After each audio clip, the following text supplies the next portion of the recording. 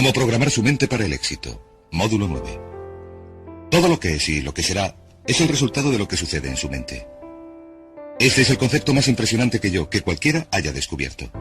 Usted puede modificar de manera espectacular las realidades externas de su vida si cambia las actitudes internas de su mente, como dijo William James. Ya hemos hablado sobre las diversas leyes. La ley de las creencias, que sus creencias se convierten en sus realidades, que usted ve el mundo según lo que crea que constituye la verdad sobre el mundo. Las creencias crean el hecho real, según piense el hombre en su corazón o la mujer en su corazón, así serán. También sabemos que la ley de la correspondencia dice que su mundo externo siempre se corresponderá con su mundo interno. Esto significa que hay algo en su mundo interno que se corresponde con todo lo de su mundo externo. Esto es lo que dijo el gran Emmett Fox cuando habló sobre el equivalente mental. Dijo que todo en nuestra vida exterior tiene un equivalente mental en nuestra vida interior. Para cualquier cosa que quiera ver de un modo diferente en su vida exterior, deberá suministrar primero el equivalente mental interno. La ley de atracción dice, cualquier cosa que ocupe su mente de manera continuada, la atraerá hacia sí. Sus pensamientos dominantes establecen un campo de fuerza de energía que atrae a su vida a las personas y las circunstancias que usted necesita. Esto lo comento por el siguiente motivo. La mayoría de la gente se pregunta cómo podrá lograr un trabajo mejor, una relación mejor, cómo podrá averiguar la información que necesita o conseguir la educación que necesita, etc. No tiene que preocuparse al respecto. Lo que ha de hacer es dejarlo claro en su mente. Activar y penetrar en el flujo de estas leyes mentales universales y todo lo que necesite llegará a usted tal como lo necesite, exactamente cuando lo necesite y en la forma precisa en que lo necesite. Durante esta sesión vamos a hablar, ya hemos hablado antes, del autoconcepto. Hemos dicho que su autoconcepto es ese conjunto de creencias internas que determinan lo que sucede. Su autoconcepto es el resultado total de la suma de cada información individual que ha absorbido durante su vida sobre sí mismo y su mundo, y que ha aceptado como verdadera. Se convierte en parte de su autoconcepto. Su autoconcepto es el mecanismo interno correspondiente que determina lo que le sucede. ¿Qué quiere decir esto? Quiere decir que el cambio empieza con un cambio dentro de su autoconcepto. Todo cambio empieza cuando usted absorbe una información que modifica sus creencias. Ahora bien, las creencias son lo más difícil de cambiar, porque las defendemos con gran energía. Tenemos que estar dispuestos a renunciar a nuestras creencias autolimitadoras. Tenemos que estar dispuestos a examinar nuestras creencias sinceramente. Recuerden que hemos hablado del autoconocimiento. Tenemos que estar dispuestos a examinar nuestras creencias sinceramente y a decirnos, ¿me sirven estas creencias? ¿Es esto lo que quiero ser? ¿Es esto lo que quiero hacer? ¿Es esto lo mejor que puedo conseguir? Y uno empieza a cuestionar sus creencias y a cambiar su autoconcepto al absorber una información nueva que evoluciona hasta convertirse en un nuevo concepto. Y esto nos lleva a un concepto llamado la psicología del devenir. La psicología del devenir dice que cada uno de nosotros está en estado de crecimiento y cambio continuos. Nuestros autoconceptos y nuestras creencias se están modificando sin cesar. Por ejemplo, de niños creíamos un conjunto de cosas acerca del mundo de los adultos, de adolescentes otro. Recién cumplidos los 20 años, creíamos otras cosas, y según crecemos y evolucionamos vamos modificando nuestras creencias y autoconceptos. Cambiamos nuestra propia imagen, cambiamos nuestra forma de ver el mundo, de manera que estamos en proceso de devenir. Esto sucede continuamente y es algo así. Es como una mata seca que lleva el viento. Está evolucionando y cambiando continuamente, pero siempre en la dirección de su meta predominante, siempre en la dirección de aquello en lo que está pensando más intensamente en ese momento. Por ejemplo, un alcohólico o un toxicómano también está haciendo que evolucione y cambie la dirección de su meta predominante porque piensan en su adicción todo el tiempo. Y si usted desea evolucionar y crecer rápidamente, tiene que dejar bien claras estas metas. Las tiene que precisar. Tiene que intensificarlas y pensar en ellas todo el tiempo. A veces, si estudiamos a las personas que lograron grandes éxitos a una edad temprana, averiguamos que tuvieron una obsesión, una preocupación total por un aspecto o campo concreto durante mucho tiempo. Mientras que otras personas, que quizás son mucho mayores, nunca han experimentado una sensación intensa, nunca se han centrado en nada que hayan deseado lograr. Hay dos obstáculos para esta psicología del devenir. El primero se denomina la meóstasis. La meóstasis es el deseo de consistencia. Es un deseo natural de la mente de ser consecuente con lo que ha sucedido en el pasado. Si quieren, nos gusta mantener el status quo. Hay personas que dicen, así es como lo hemos hecho siempre, aquí lo hacemos así, etcétera, etcétera. Hay que vigilar la meóstasis porque lo que hace es que nuestra manera de pensar sea rígida e inflexible. Y la otra es la psicosclerosis. La psicosclerosis es sencillamente el endurecimiento de la actitud. el endurecimiento de la actitud. La gente con psicoesclerosis desarrolla lo que se conoce como ideas fijas. Las ideas fijas llevan a la rigidez y a no estar dispuesto a cambiar. Ambas nos llevan a quedar atascados en la zona cómoda. Recuerden, la tendencia natural de todo comportamiento humano consiste en empezar a hacer las cosas de una manera específica y luego quedar atascado en una zona cómoda. Uno queda atascado en una zona cómoda, en una relación incluso si no es feliz, en un trabajo incluso si no está satisfecho, en un determinado nivel de ingresos incluso si no es suficiente. Hay que luchar contra la zona cómoda porque la zona cómoda se convierte rápidamente en una rutina, en un surco que seguimos, y se dice que el surco se convierte en una tumba. La única diferencia entre un surco y una tumba es la profundidad. También se ha dicho que el surco no es más que una tumba con los extremos borrados, así que pongan mucha atención porque la gran mayoría de las personas de nuestra sociedad tienden a evolucionar de manera natural hasta establecerse en una zona cómoda. Se convierten en los inflexibles paladines del status quo, caen en la rutina e incluso cuando el cambio sería bueno para ellos, no cambian nunca. Esto nos lleva a los dos grandes poderes que controlan todo lo que nos sucede. Y el primero es el poder del amor. El poder del amor es el que da forma a su personalidad y da forma a su destino. El poder del amor simplemente significa que todo lo que hacemos lo hacemos o para obtener amor o para compensar la ausencia de amor. Antes dijimos que la personalidad completa del niño se forma de acuerdo con la calidad y la cantidad del amor que recibe, y que todos los problemas del adulto son el resultado del amor retenido. Retenido por nuestros padres, quizás retenido de la gente cuando crecemos. El otro poder es el poder de la sugestión. El poder de la sugestión actúa a lo largo de todas nuestras vidas. El poder de la sugestión es muy fuerte. Lo que hace es empezar a actuar sobre nosotros casi desde nuestro nacimiento, a veces desde antes. Y el poder de la sugestión nos da forma. Esto significa que cada uno de nuestros pensamientos, lo que oímos, lo que vemos, tocamos, gustamos o olemos, todo lo que nos afecta de cualquier manera, produce un efecto sobre nuestra personalidad. Lo decimos así. Decimos, cada cosa cuenta. Todo cuenta, y especialmente cuando nos hacemos adultos, recuerden que todo cuenta. El adulto medio occidental ve entre 20 y 25 horas de televisión por semana. El jubilado medio ve unas 7 horas de televisión y el niño medio ve entre 3 y 4 horas de televisión al día. ¿Saben que el director gerente medio de una empresa americana media ve menos de 5 horas de televisión por semana? Ahora permítanme que les haga una pregunta muy sencilla. ¿Creen que existe una correlación entre el número de horas de televisión que ve una persona y el éxito de esa persona? ¿Creen que las influencias por sugestión de los libros, las revistas, las cintas magnetofónicas, los cursillos, los seminarios, la gente, los programas de televisión, etcétera, que ustedes ven, escuchan, leen, con los que viven de manera continuada, creen que estas influencias de sugestión producen algún efecto sobre su futuro? Permítanme repetirlo. Todo cuenta. Y deben hacerse esta pregunta. Es algo que aprendí hace años. Deben hacer esta pregunta. ¿Qué es lo que desean de la vida? Una vez que se hayan preguntado lo que desean en la vida, pueden mirar a su alrededor y decidir lo que es bueno y malo para ustedes. ¿Qué significa esto? Significa que todo lo que les acerque hacia lo que desean es bueno, y todo lo que les aleje de lo que desean es malo.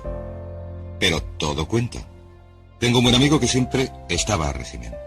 De cuando en cuando, yo le pillaba comiendo tarta. A veces su comida consistía en 2 trozos de tarta. Y yo le decía, creía que estabas a régimen, creía que solo comías fruta fresca y verdura y comida natural. Y él me contestaba, pues claro. ¿Y la tarta qué? Yo le decía, eso no cuenta, me contestaba. ¿Saben que hay muchas personas que se quedan sentadas en casa viendo la tele 3 o 4 horas cada noche, que quieren tener éxito, que leen los chistes y las páginas deportivas, que leen revistas absurdas o no leen nada, oyen la radio, no hacen nada con su tiempo libre ni con su mente y dicen, quiero tener éxito, quiero tener más éxito? Y yo digo, ¿y qué de todas esas cosas que está haciendo y que le hacen perder el tiempo? Me contestan, eso no cuenta, pero desgraciadamente para la naturaleza todo cuenta. Esto nos lleva a algunas leyes que quiero compartir con ustedes. La primera ley es la ley de la costumbre. Estas también son leyes mentales. La ley de la costumbre es muy parecida a la ley de la inercia. La ley de la inercia dice que un cuerpo en reposo tiende a permanecer en reposo, a no ser que actúe sobre él una fuerza externa. También si el cuerpo entra en movimiento, tiende a permanecer en movimiento, a no ser que actúe sobre él una fuerza externa. La ley de la costumbre dice que sin una decisión específica por su parte para cambiar algún aspecto de su vida, la tendencia natural es seguir igual indefinidamente. Como dijo una vez un especialista en gestión de tiempo, cuanto más haga lo que está haciendo, más recibirá de lo que recibía. De modo que debe examinar lo que ha recibido y examinar lo que está haciendo y decir, ¿es esto lo que quiero? Seguirá en la misma dirección, a no ser que se decida a cambiar de forma concreta y específica. También hay otra ley que se llama la ley de la emoción. Y por cierto, antes de hablar de la ley de la emoción, permítanme decir esto. Alrededor del 95% de lo que hacemos lo hacemos por costumbre.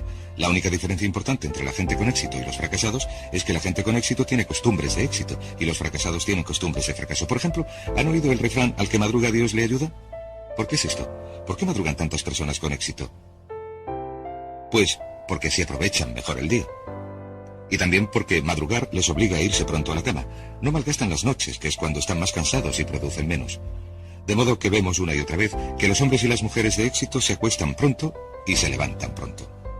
Tienen una costumbre de éxito. ¿Por qué no se acuesta pronto y se levanta pronto mucha gente?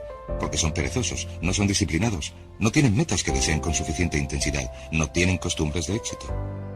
El 95% de su éxito lo determinará el tipo de costumbres que desarrolle. Si tiene buenas costumbres, conseguirá el éxito a pesar de los pesares. La ley de la emoción dice esto. Todas las decisiones que tomamos se basan en la emoción. Se solía decir, la gente actúa al 95% por emoción y al 5% por lógica. Uno de los grandes descubrimientos que he hecho es que la gente actúa al 100% por emoción, que no actuamos por emoción ni siquiera al 95%. Cada decisión que tomamos se basa en la emoción. Si alguien dice, esto es lo lógico, lo que quiere decir es que, aunque parezca lógico, lo que sucede es que aquello está más cargado de emoción. La ley de las emociones dice que todas las decisiones que tomamos son emocionales. Y dice también que una emoción fuerte domina a una más débil. Una emoción fuerte domina a una emoción más débil. Así que la emoción más fuerte será la emoción dominante. Y determinará lo que uno haga. Toda acción viene determinada por la emoción predominante en ese momento. Según cuál sea la emoción más fuerte, si es el temor dominará sobre lo que uno haga. Si es el deseo dominará sobre lo que haga. Las dos emociones principales que luchan en nuestro interior continuamente son el temor y el deseo. Un campeonato mundial que se repite sin cesar. Nuestros temores nos retienen, nuestros deseos nos impulsan.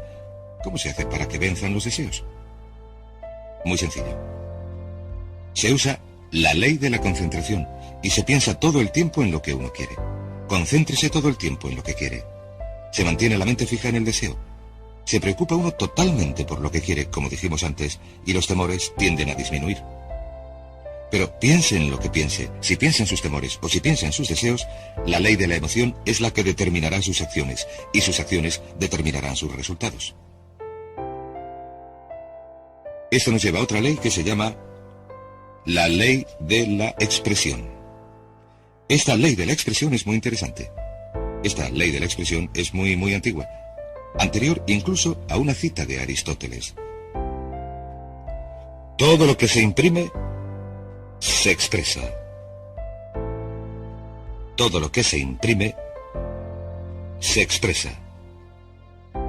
Todo lo que se imprime, se expresa. ¿Qué significa esto? Voy a sentarme hasta que esté limpio el encerado. Significa sencillamente esto. Todo lo que por cualquier motivo se imprima en su psique, venga de la fuente que venga, todo lo que se mezcle con la emoción y se incorpore a su autoconcepto, con el tiempo se manifestará como parte de su personalidad y parte de su realidad. Dice en efecto que vemos el mundo a través de nuestro autoconcepto. Lo que vemos realmente es nuestro concepto del mundo. No creemos lo que vemos, sino que vemos lo que creemos.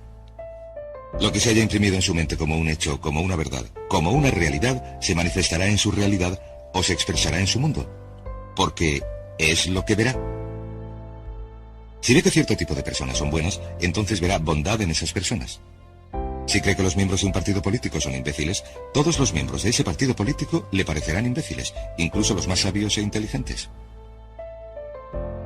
Si cree que la oportunidad está presente en todas partes, verá oportunidades en todas partes. Si cree que controla totalmente su destino, entonces verá indicios de esto.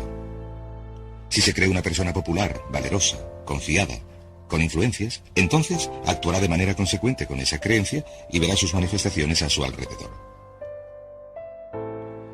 He leído un caso interesante hace poco. Una adivina convenció a un joven de origen humilde que no tenía ninguna confianza en sí mismo de que era la reencarnación de Napoleón Bonaparte. Es una historia maravillosa, una historia verídica. Empezó a creerse que era la reencarnación de Napoleón Bonaparte. Se fue a la biblioteca y estudió a Napoleón. Lo averiguó todo sobre Napoleón. Empezó a andar, a hablar y a actuar como Napoleón, y a pensar como Napoleón. Empezó a imaginar grandes planes que Napoleón habría imaginado. Empezó a actuar valerosa y confiadamente ante la incertidumbre como lo habría hecho Napoleón. Con el tiempo, llegó a convencerse totalmente de que aquella persona tímida y reservada era de verdad la reencarnación de Napoleón. Mejoró su carrera profesional. Le dieron aumentos, le promocionaron. Cambió su forma de vestir, empezó a hablar con más confianza y cuando llegó a averiguar que la adivina le había engañado, había llegado a ser un hombre de negocios muy próspero. Muy interesante. Todo lo que queda impreso y se acepta, se manifiesta. Esto nos lleva a una ley mental importantísima. Es la que se conoce como la ley de la inversión. Cuando supe de esta ley por vez primera, me impresionó tanto que quería ocultarla y esconderla y no hablar de ella a nadie. Esta es la primera vez que explico esta ley a alguien en cualquier forma. La ley de la inversión dice sencillamente esto. Si uno logra un determinado nivel de éxito, un determinado nivel de salud, una determinada calidad de relaciones, entonces esa calidad de relaciones creará un estado subjetivo. Un estado subjetivo significa sentimientos, un estado emocional. En otras palabras, si uno gana un premio, siente que es un ganador. Si uno se enamora, siente que es un amante. Si triunfa en los negocios, siente que es un triunfador. Lo objetivo crea. En otras palabras, la realidad objetiva o el hecho llega a crear lo subjetivo o el estado emocional.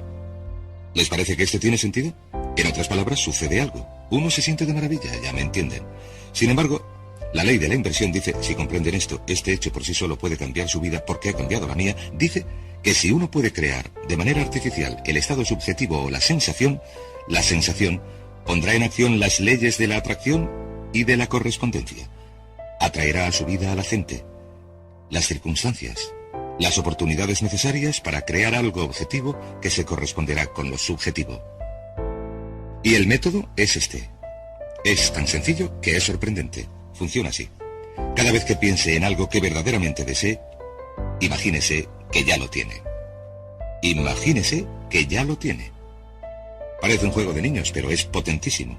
Y lo único que les sugiero es que lo intenten durante un tiempo. Imagínese, cierre los ojos. Piense en ello. Si es necesario, póngase de pie, relájese. Haga lo que quiera, solo imagine que ya lo ha logrado y siéntalo así. Sienta que ya ha logrado el éxito. Como si ya hubiera sucedido en el pasado. Como si ya lo hubiera conseguido. No tiene que volver a preocuparse por ello.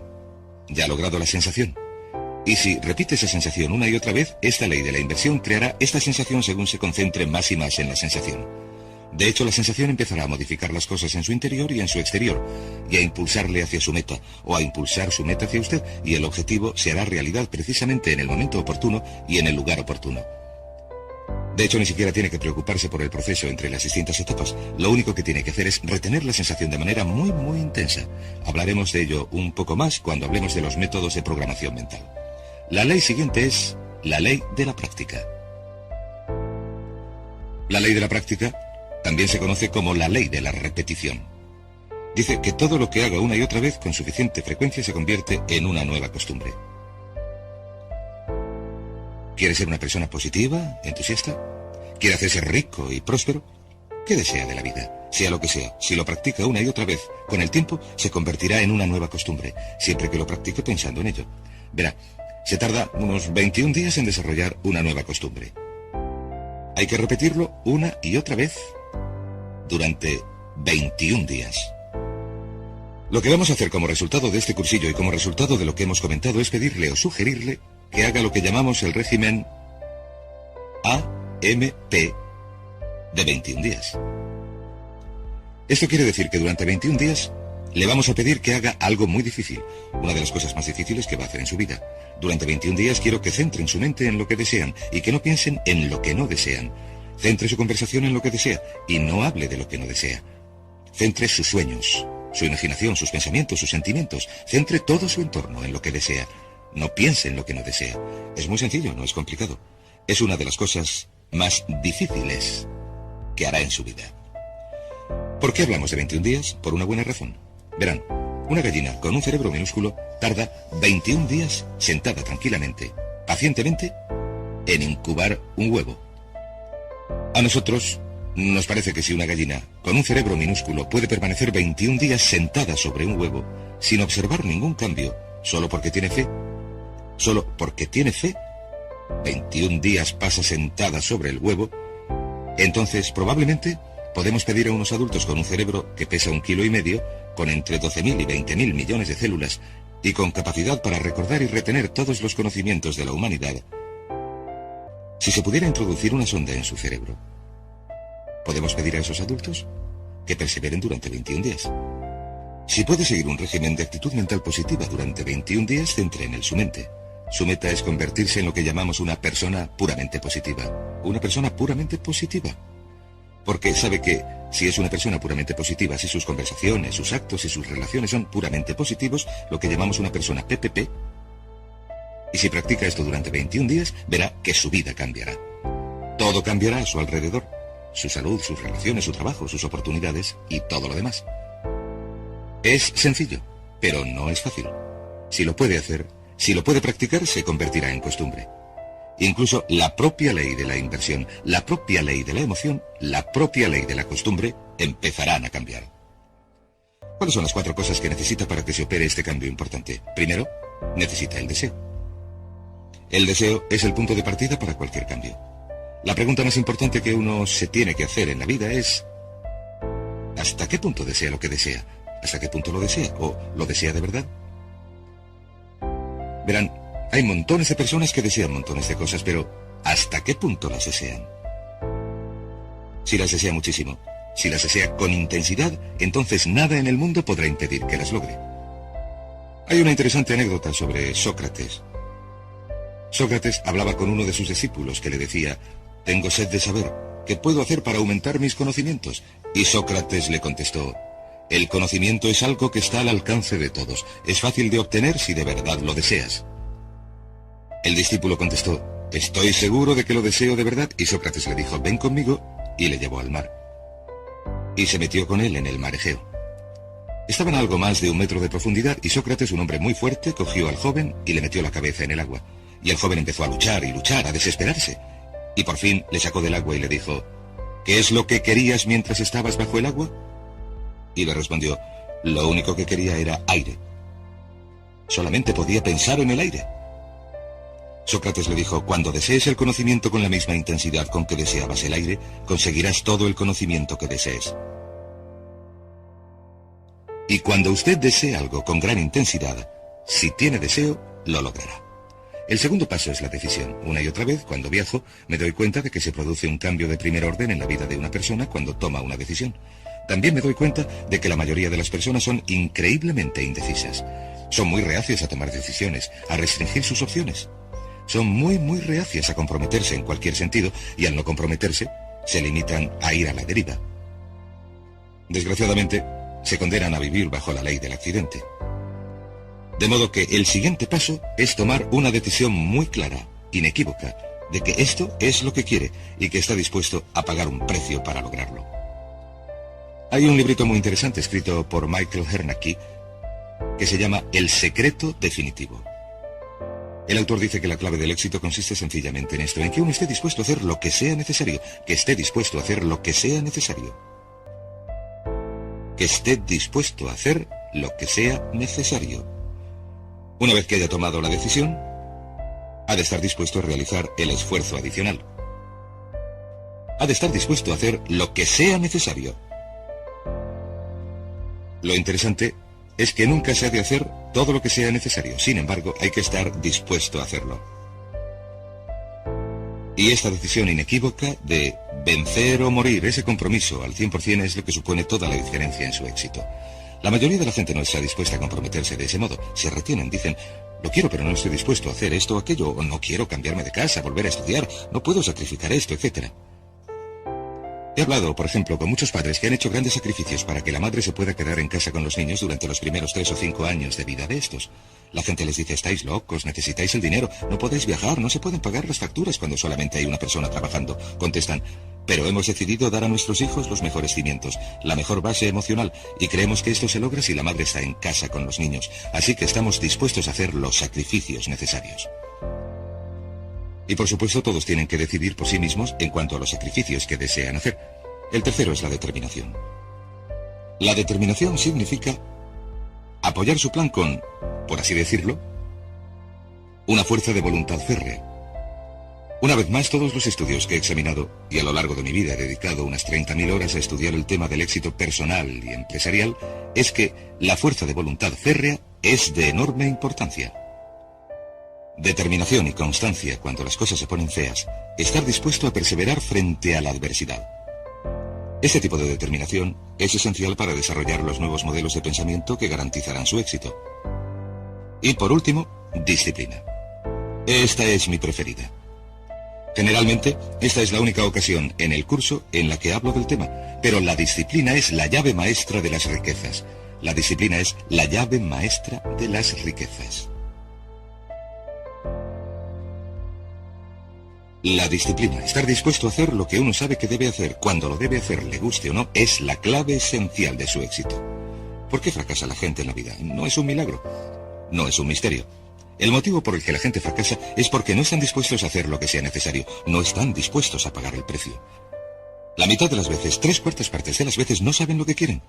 Y los que lo saben, no son capaces de imponerse disciplina, de modo que la próxima vez que esté sentado viendo la televisión, la próxima vez que vaya en coche oyendo la radio en lugar de oír programas en cintas magnetofónicas, pregúntese sinceramente, en relación con la vida maravillosa que podría disfrutar, en relación con todas las cosas que desea, ¿me está acercando esto a mi meta o me está alejando de ella? Porque la verdad del asunto es que todo le acerca a su meta o le aleja de su meta, que nada es neutral, todo cuenta, que el tiempo pasa, el tiempo vuela. Ahora mismo, el reloj está haciendo tic-tac. Un buen amigo mío decía, recuerda que la vida no es un ensayo, es la función real. Y lo que uno se tiene que preguntar es, ¿soy sincero cuando digo que soy y tengo y hago todo lo que me es posible?